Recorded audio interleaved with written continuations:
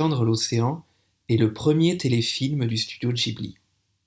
Diffusé pour la première fois au Japon le 25 décembre 1993, non pas au cinéma, mais à la télévision.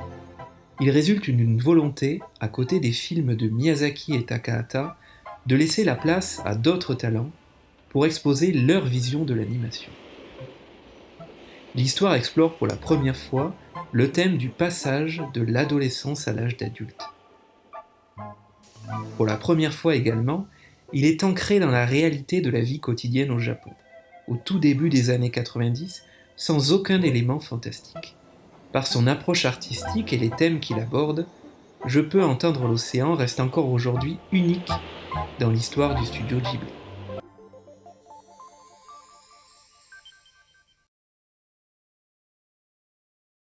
Alors qu'il prépare ses affaires pour se rendre à une réunion des anciens élèves dans sa ville natale, Taku se remémore ses années de lycée et sa rencontre avec une nouvelle élève qui va mettre à l'épreuve sa relation avec son meilleur ami. Ce téléfilm, c'est un appel aux souvenirs qui dévoile les tranches de vie des trois personnages principaux dans une petite ville japonaise. On est loin de l'univers féerique des films de Miyazaki, de la puissance émotionnelle des histoires de Takahata. Et pourtant, derrière l'apparente banalité de l'histoire, se révèle dans ce téléfilm un véritable message, une vision de l'animation et un Japon qui fait rêver. Car c'est une histoire qui fait appel à nos souvenirs, celui d'une rencontre, les interrogations qu'elle engendre, les attentes, les déceptions. D'ailleurs, le début de l'histoire et le flashback laissent penser que le thème principal va être la nostalgie. En réalité, c'est un trompe-l'œil. Le thème principal est une invitation à apprécier l'instant présent.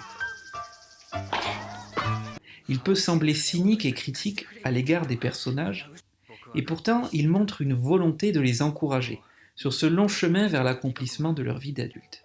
Ce film révèle aussi une vérité sur notre rapport au temps, ces actions que nous pensions anodines sur le moment, mais qui peuvent avoir des conséquences plusieurs années plus tard. Ces personnes que nous pensions connaître, puis qui changent en un clin d'œil.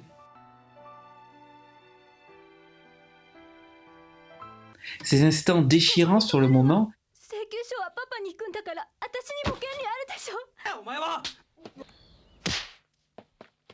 mais qui se révèlent en réalité sans importance.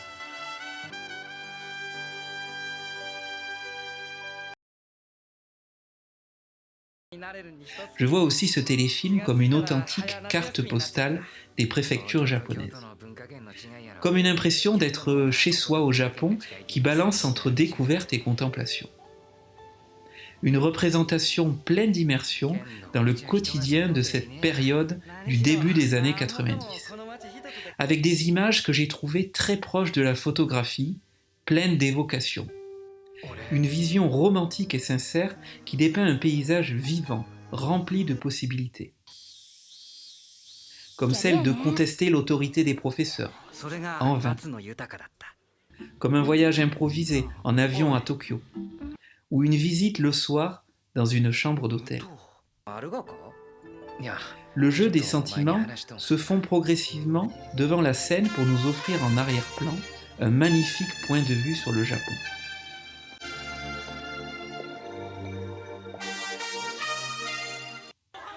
À travers les moments de convivialité, à travers des moments légers lorsque Rikako est étonnée d'entendre des personnes avec un accent différent du sien.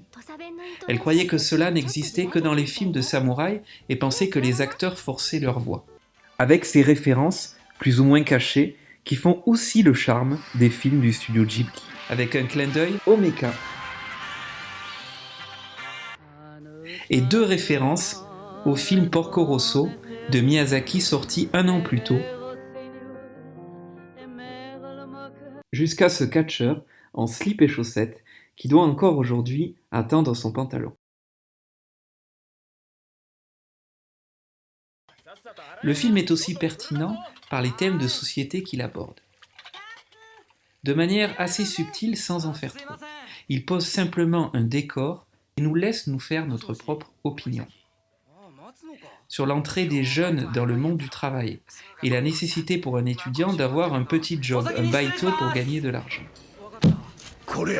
Sur un système éducatif japonais extrêmement exigeant, où le classement des élèves encourage à la compétition et nécessite tellement d'investissement et engendre beaucoup de pression. Sur les rôles des pères de famille, absents ou qui fuient leurs responsabilités.